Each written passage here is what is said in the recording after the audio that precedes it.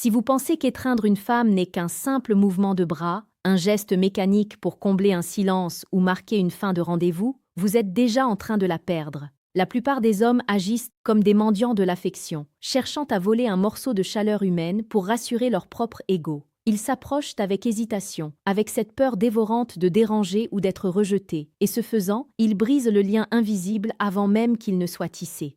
Écoutez bien ceci. Au moment où vous vous apprêtez à réduire la distance entre vos deux corps, si votre esprit est pollué par le doute, si vos mains tremblent d'incertitude, vous ne lui offrez pas de la sécurité, vous lui imposez votre fardeau.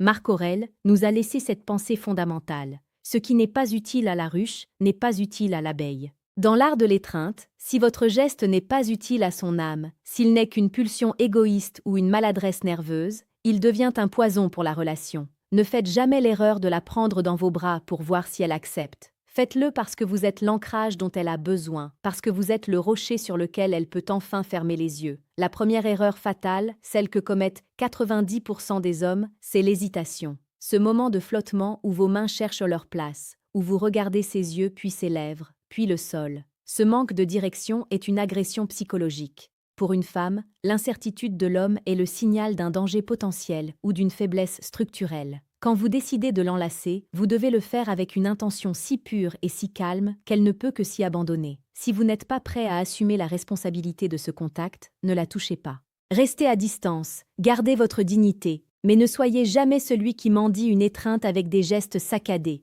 Imaginez une scène banale. Vous êtes avec elle, l'émotion monte, le silence s'installe. C'est le moment. Beaucoup d'hommes font alors cette chose horrible. Ils demandent la permission par le regard ou par une phrase maladroite. Ils brisent la magie de l'instant en introduisant de la logique là où il ne devrait y avoir que de l'instinct. La psychologie humaine nous apprend que le désir naît de l'attention, et l'attention ne survit pas à l'explication. Ne faites jamais de ce moment une négociation. L'étreinte doit être une évidence, une réponse naturelle à la gravité qui attire deux âmes l'une vers l'autre. Si vous voulez comprendre les secrets profonds de l'attraction et transformer votre présence en une force magnétique, je vous invite à rejoindre notre communauté Psychologie Stoïque. Chaque jour, nous décryptons ici la séduction la plus précieuse et la plus pertinente, celle qui ne repose pas sur des astuces de bas étage, mais sur la solidité de votre caractère. Abonnez-vous maintenant pour ne rien manquer de cette transformation. Parlons de la puissance physique du geste. Ne commettez jamais l'erreur de la prendre dans vos bras en gardant une distance de sécurité au niveau du bassin. C'est ce qu'on appelle l'étreinte de la peur. En faisant cela, vous lui dites inconsciemment que vous avez peur de votre propre désir ou que vous avez peur du sien. Une étreinte doit être totale. Elle doit partir du sol, remonter par vos jambes solides, traverser votre torse et se terminer dans la douceur de vos mains. Vos bras ne doivent pas être des chaînes qui l'emprisonnent, mais un rempart qui la protège du reste du monde. Il y a une différence fondamentale entre posséder et protéger.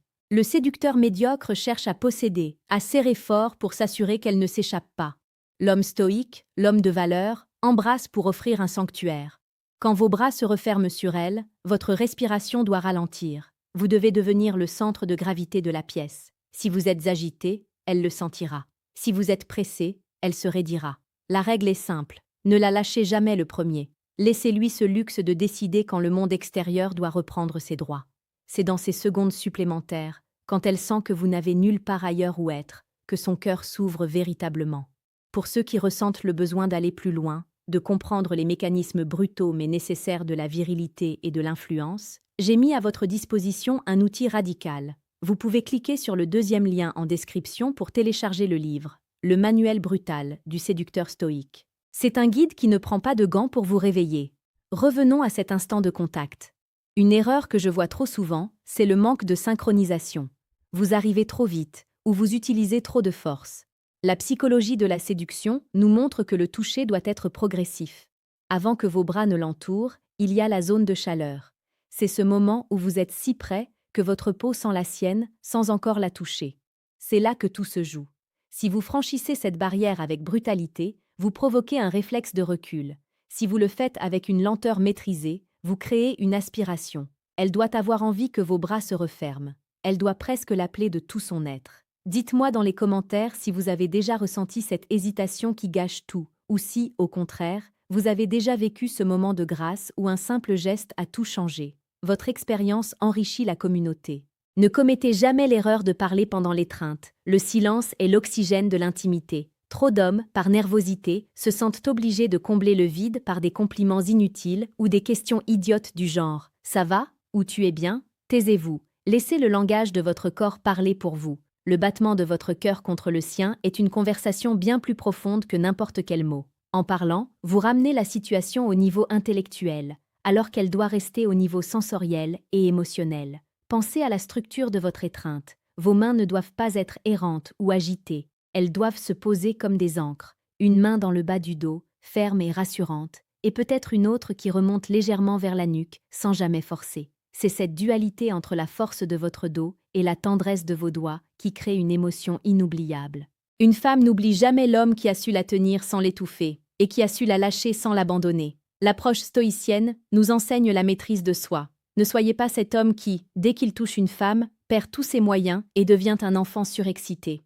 Gardez votre calme. Soyez le spectateur de votre propre émotion. Si vous ressentez du désir, laissez-le brûler en vous comme une flamme stable, pas comme un incendie de forêt qui ravage tout sur son passage. C'est cette retenue, cette force tranquille, qui est la forme de séduction la plus puissante au monde. Elle sentira que vous êtes le maître de votre propre royaume, et elle aura naturellement envie d'y entrer. Rappelez-vous que chaque geste que vous faites est une signature. Ne signez pas un document de faiblesse. Chaque fois que vous vous approchez d'elle, demandez-vous: est-ce que je viens prendre ou est-ce que je viens donner? Si vous venez prendre son attention, sa validation ou son corps, vous échouerez à long terme. Si vous venez donner votre force, votre calme et votre présence, vous n'aurez jamais besoin de courir après qui que ce soit. Les femmes sont instinctivement attirées par ce qui est solide. Dans un monde de chaos, soyez l'ordre. Dans un monde de bruit, soyez le silence significatif. En conclusion, ne faites jamais de l'étreinte un acte banal. C'est une cérémonie. C'est le pont entre deux univers. Si vous respectez les principes de la psychologie stoïque, si vous agissez avec une intention claire et une absence totale de peur, vous ne serez plus jamais perçu comme un homme ordinaire. Vous deviendrez celui qu'on attend, celui qu'on retient, celui dont on se souvient. Partez maintenant avec cette confiance.